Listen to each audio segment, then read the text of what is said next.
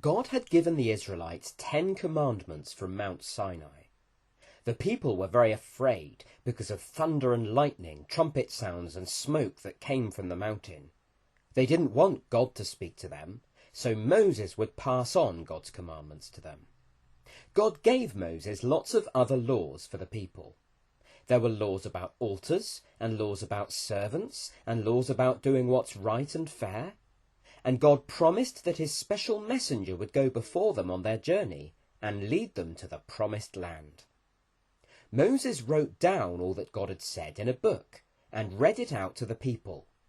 The people said, "All that the Lord has spoken we will do." And Moses sprinkled them with blood from some sacrifices. Moses then went back up the mountain with Aaron, Aaron's sons, and 70 other men. God appeared to them, and they ate and drank. Then Moses went up with Joshua, and he stayed on the mountain for 40 days and nights. God gave him instructions for building some holy things. First, there was to be an ark, a special kind of box. It would be covered in gold, with a seat on top and 2 heavenly beings, and it would be carried with poles. It would be called the Ark of the Covenant, and God would meet with Moses there, above the seat. Next, there was to be a table for bread. Special bread was to be put on top of it regularly.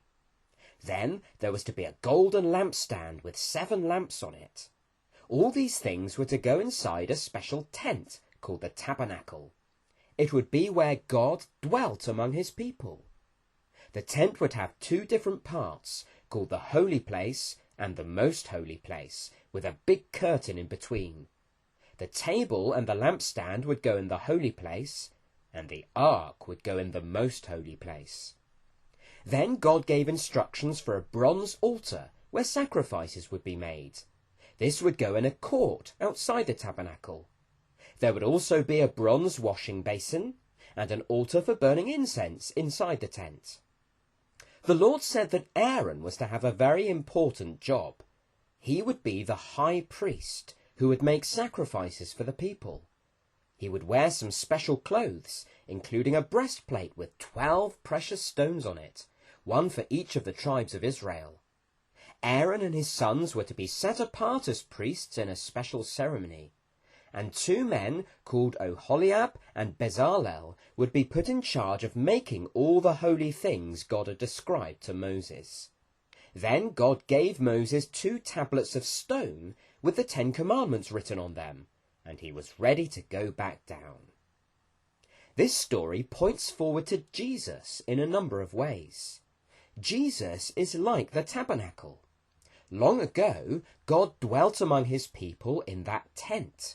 But later, God came to dwell among us in a body. He became a man, Jesus Christ.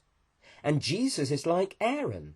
He's our high priest, the one who stands between us and God and brings us together as friends. And Jesus is like the sacrifices that were made on the altar. He offered himself as a sacrifice when he died on the cross.